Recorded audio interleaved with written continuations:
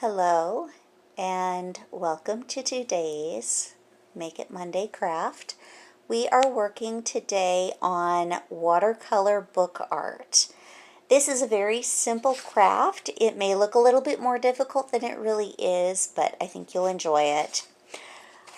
The tools are very simple. You should be able to scrounge them up at home. So the first thing you need is an empty book page. And you can take it out of an old book that's already falling apart. That's what I recommend. Don't wreck good books. Use the books that are already falling apart.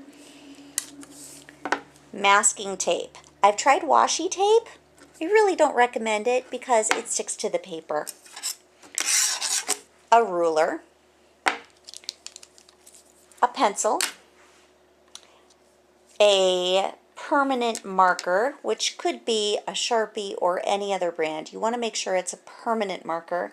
I'm using black, but you don't have to use black. You can use a permanent marker in a different color. You can use the thick tip, you can use the fine tip, you can use the regular tip like I'm using right here today. You're going to want two different sized watercolor brushes. You'll want a thin brush and a slightly thicker one. The thin one is going to be used for the smaller spots that you paint in. And the larger one will be used to paint larger areas. And then, of course, your watercolor paints and a jar or a cup of water. And with that, you can go ahead and pause me and gather your supplies. Or if you're not going to do that and just want to watch, that's fine too. I'll go ahead and get started. I'm going to be coming around to the other side, so you'll be seeing it a little bit backwards. The first thing that I'm going to do is this technique, the circles. And I'll get everything out of the way. I'm going to take a piece of paper, a book. I'm going to use my pencil, and I'm going to just trace a few circles on the inside of my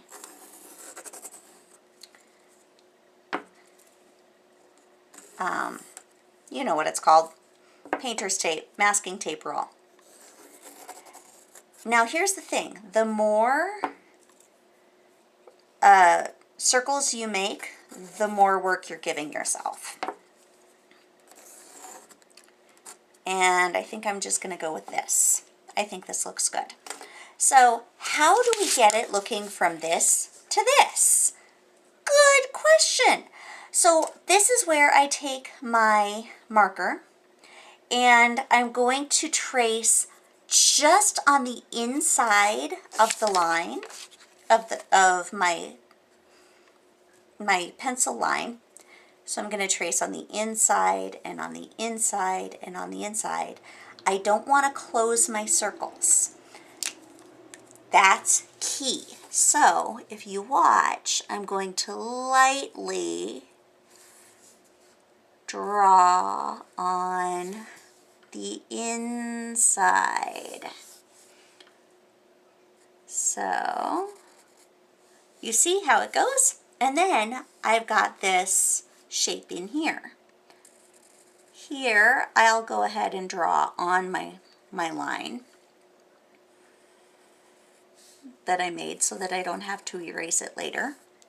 All right, so see, now I've got these somewhat parallel lines. And then I'm going to go ahead and follow along outside of the next group of circles. What I recommend is staying in the same area. You don't want to start wandering off and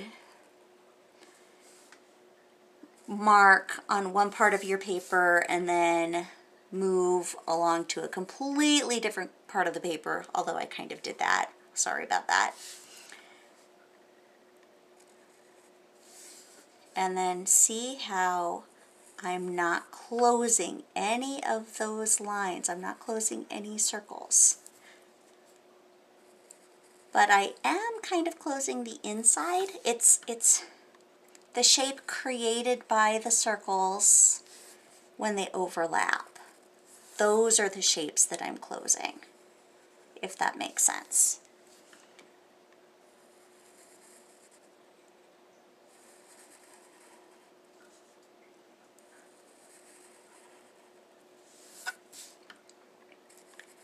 And then it's all coming together.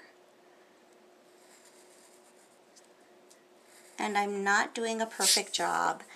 I mean, this, you know, always, this is your art. You are going to determine how neat you want to be. And you'll also determine if you want to use a thicker marker or a fine tip, because whatever marker you choose is going to, how do I want to put it? It's going to determine the look of your art. So the thicker your marker is, the more bold your page is going to look. Let's see.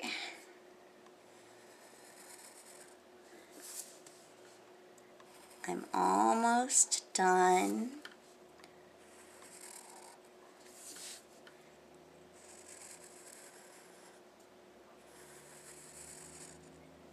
Oops.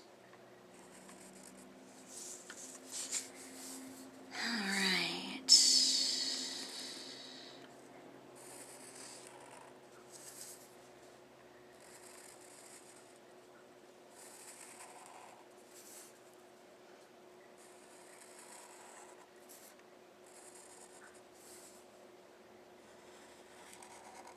And I'm almost done. So, you see how the shape has come together. Then the next part is watercolors. Oh, sorry. No, it's not. It's deciding what kind of design I want to do to fill in. I can do these horizontal lines, or I can do vertical lines, or I can do squiggly. You can do whatever you want. Fill it in as much as you want. So say I decide that here I want to color in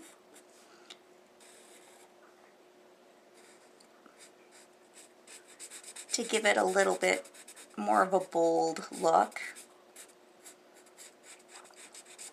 I can do that. And let's say I want to do some vertical lines here.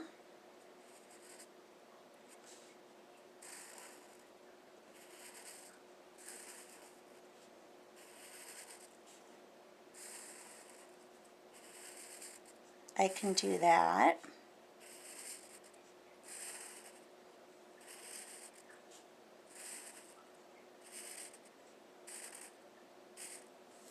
All right.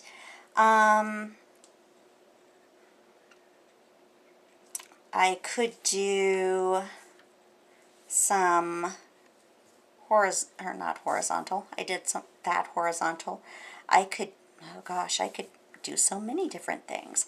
Actually, hey, I might decide to completely fill in one of these spots.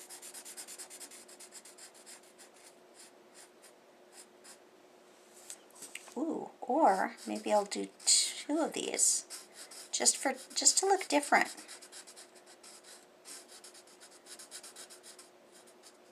Okay, so remember, this is your art. You do with it what feels right for you.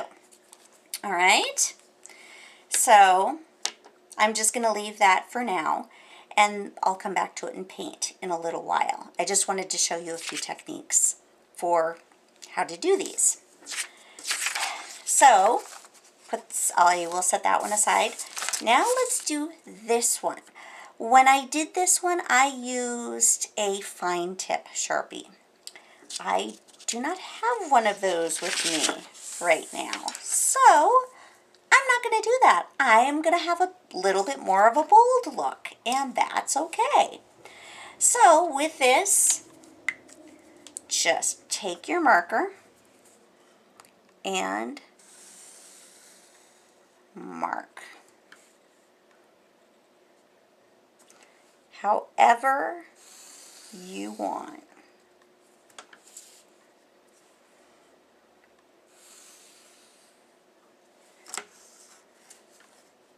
Take your marker and take your ruler is what I meant. All right. I have absolutely no rhyme or reason to this. It's just looking fun. All right, and then what you can do too is you can connect some areas. See?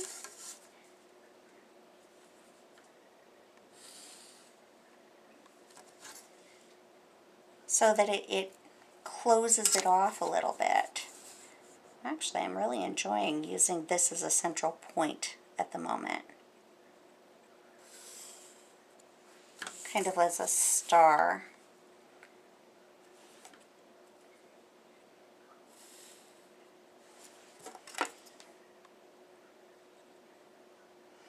Okay, I think that's fun. So I'm just going to stop those lines right there. But then you can do any kind of doodle that you want. Whatever kind of doodle floats your boat. All right.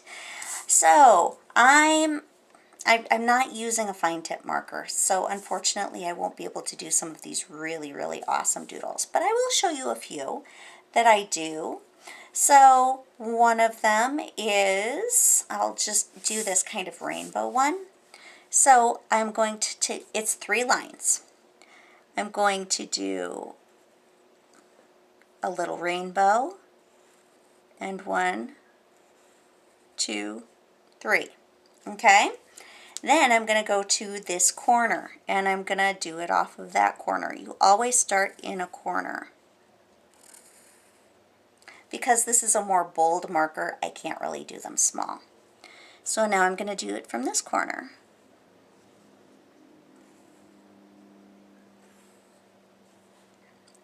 And I'm going to go here.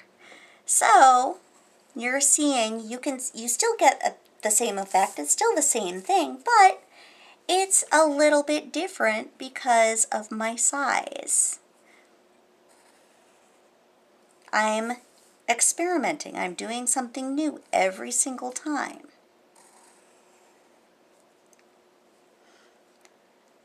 And then when we start to get to the edges, we do things like that.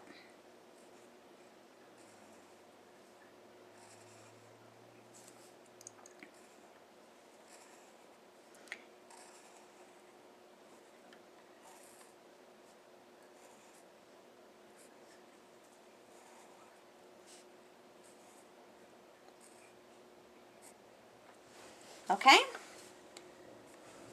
So that's how we do that kind of rainbow kind of pattern. You can also do checkerboards. However works for you. You can do, I kind of enjoy doing this one, these little bird's eye, or targets.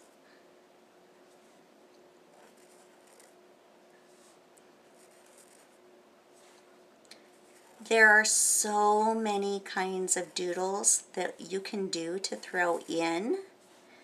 You don't have to do what I'm doing. Do whatever kind of doodle that you used to do when you were growing up and you were bored and doodling in your notepad at school.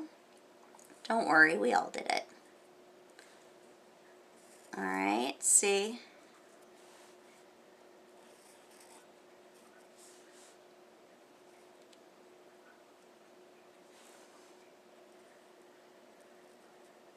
All right.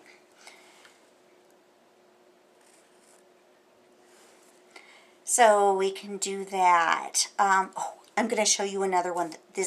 It's one of my favorite kinds of doodles. So this is one I always like to use a somewhat smaller area. I think I'll do it right here. So I start in the middle. You might have seen this one, and I do a little bit of a curvy line. And then I do one a little bit parallel to it, and then I bump it in, and I do that a couple times. And then watch. And I go to that bump, and then I end up getting kind of a 3D effect. I don't know if this is something you've ever done before. This has been one of my favorite doodles forever. And then you can add to them, or you can subtract.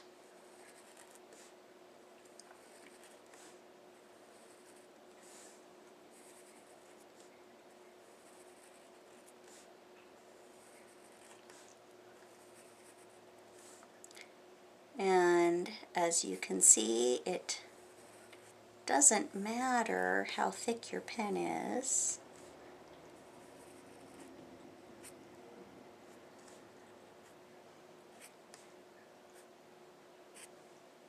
Okay, and then I'm going to continue on the other side of this line. But I'm pulling it the other direction.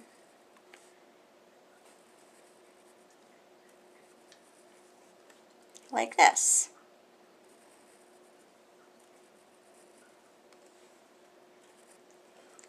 So I think it ends up being a really cool effect, but you know, it might not float your boat, and that's okay.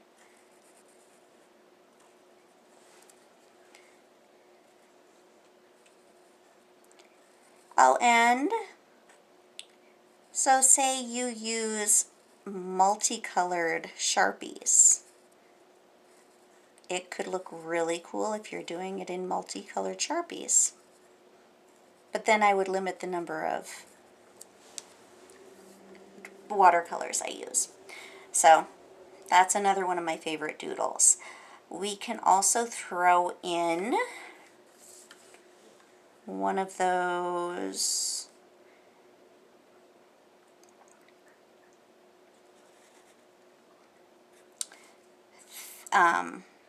what do I want to call it? Fill in the kind of the fat, like that one. Can't think of the words. Brain dead. Okay. So I'm filling this one in, trying not to color outside of the lines too much. I do want to point out that as far as these lines between, or that I did with the ruler,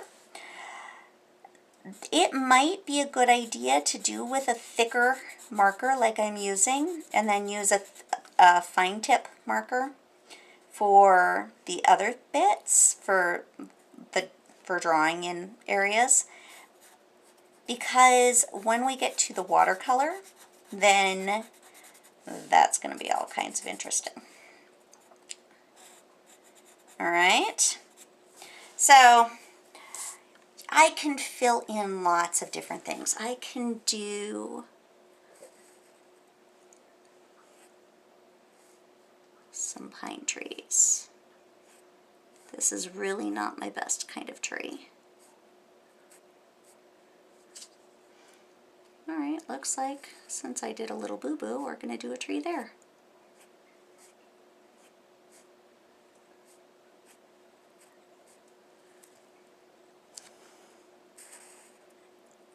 That's a bit of a crooked tree.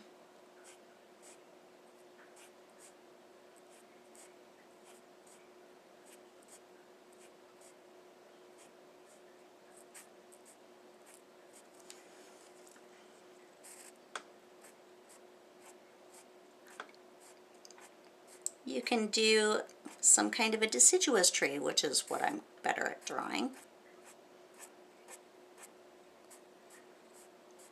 But, you know, it's fun. So, do whatever makes you happy with this. Okay? Now, I'm going to show you, before it's not time to watercolor yet, I'm going to show you the next kind, the next technique, which is with masking tape that you're going to use as a resist. So you're going, I only have regular size tape with me right now, but that's okay. So I'm going to put down some tape. And actually, when I did the demonstration, I had, or not the demonstration, when I had the sample, it was a different pattern. It was thicker, or sorry, narrower tape, which we have at the library. And that ended up having a different look than what I'm going to end up with now. But this, I think, will be pretty interesting. Now I'm going to actually get out my paint. So, the technique we're going to be doing is dry wash. That's really, really important. Because if we get the paper too wet, then the paint bleeds all over the place. And we really, really, really don't want that. So this one, with the masking tape, the painter's tape that I did not put on heavily, I put it on very lightly. I'm going to get a little bit of water on my paint brush. And I'm only going to pick a few colors. So I'm going to pick a lemon yellow, or not a lemon yellow, a golden yellow. And I'm going to just slap it on my paper.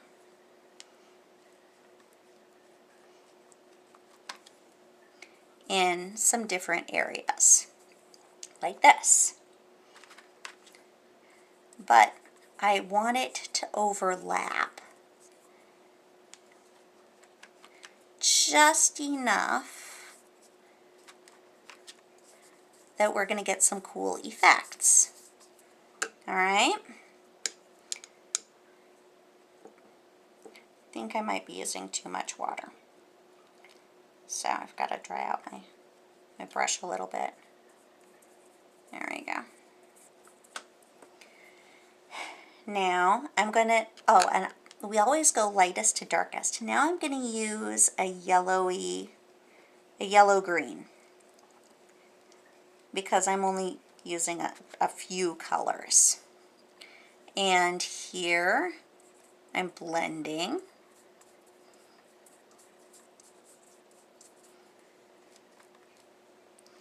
And I'm going a few different areas.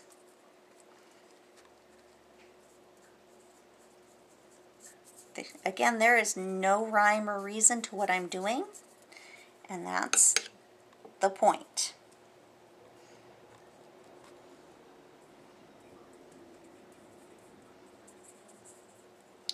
So see, I'm making sure not to use too much water, because I really don't want it to bleed and look really horrible. All right, so now I'm going to do a slightly darker color. I want to do a really cool blue. I love turquoise and yellow and green together. So now I'm going to do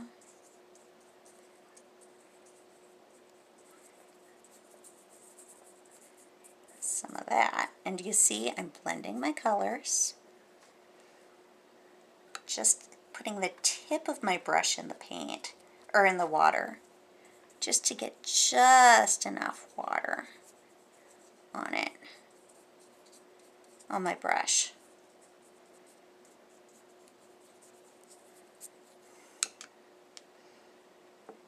Because I don't want to overdo it.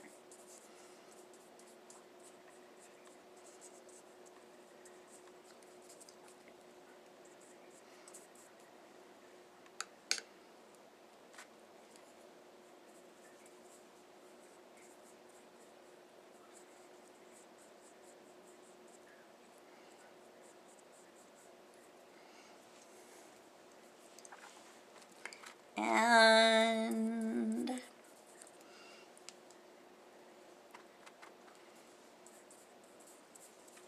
so basically, if you feel like your brush is really dry, that's kind of where you need to be for this particular craft, because otherwise, especially with this one, with the overlap. And I'm thinking, okay, that's 3 colors. I want to throw in another green.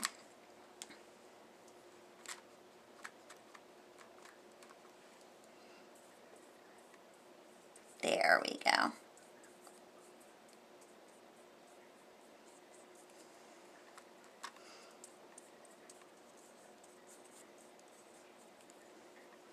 And then this is going to finish it out.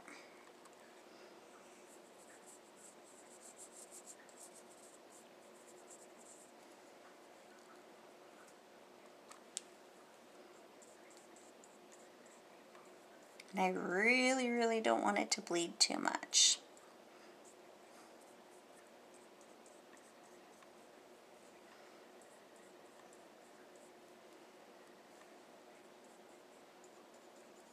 So we'll see if I was successful or if I used too much water today. Oh, I also want to talk about paper. I'm using it's more of it's almost like a newsprint quality paper. It doesn't have any kind of sheen to it. It's one of those lower quality papers, and it's very, very porous. I have used paper that's definitely higher quality. If it's a little bit glossy, then the paint is going to stay, kind of hover on top of it, and it won't bleed so much. So really look at the paper quality of the book that you're using, and that will determine how much you get paint bleed. And then what your finished product is going to look like. So with this one, I kind of forgot to do my doodles, but you get the picture that you can doodle in any of these areas. You can do it either before or after the paint has dried, or before or after painting. If you do it after painting, of course, wait for the paint to dry. Oh, it looks like there's very little seepage, so it should be pretty cool. I'm setting it aside so that it can dry. Now we'll go ahead and come back to this one. I'm just going to show a little bit of how to paint it, so that you have an idea of what you can do. I don't need to show you the entire thing because you should be able to figure it out. I think I want to do a bunch of different colors here. And I get some paint on my brush. I'm going to go with a really pretty pink. Ooh. And this is why it's good for us to use a dry wash. Your paper is already dry, so it's going to be easier to fill in. All right.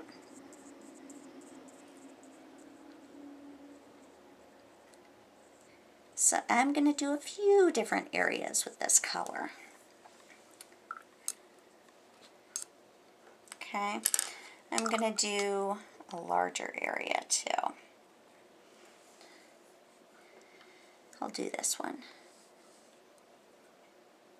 So you can choose if you're going to, really for this one, how large you want your brush to be. Of course, it's easier to maneuver if your brush is smaller.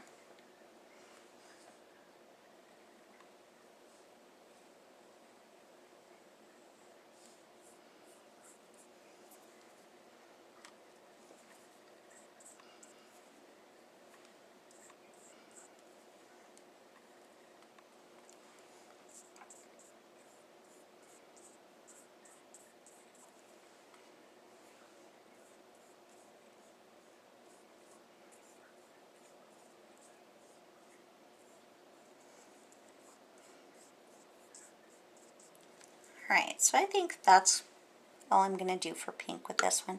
Then I'm going to grab another color. Let's see. I think maybe I'll do an orange.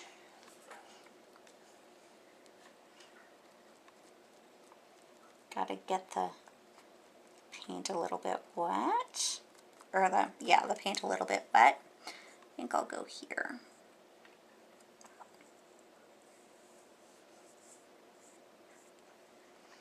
All right, so I think you get the gist of how to do this.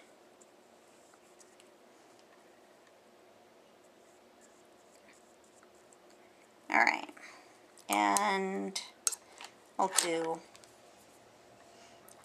orange in this one too. Oops. And I splattered.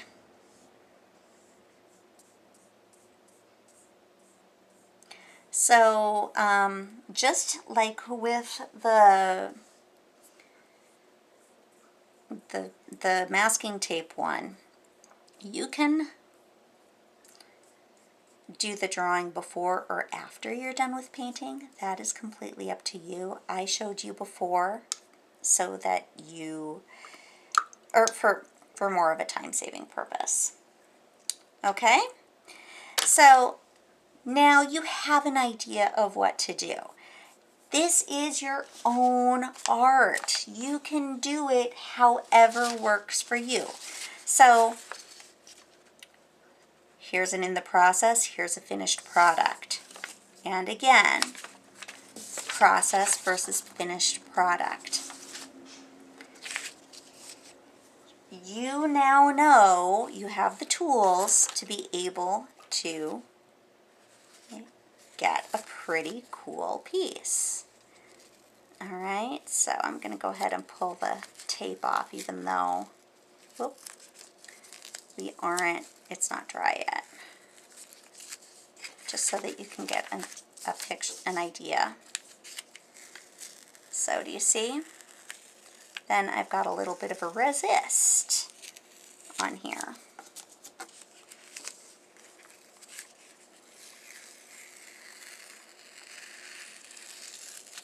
And because I used a little bit more water than I should have, it ended up bleeding just a little bit.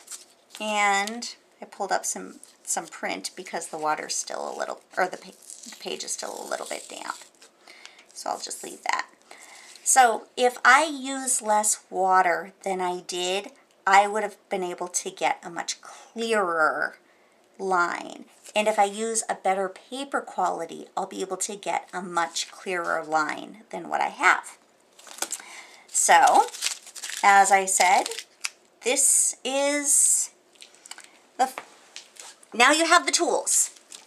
This is how you do it. Now you have the tools to be able to do some pieces more like this in the end.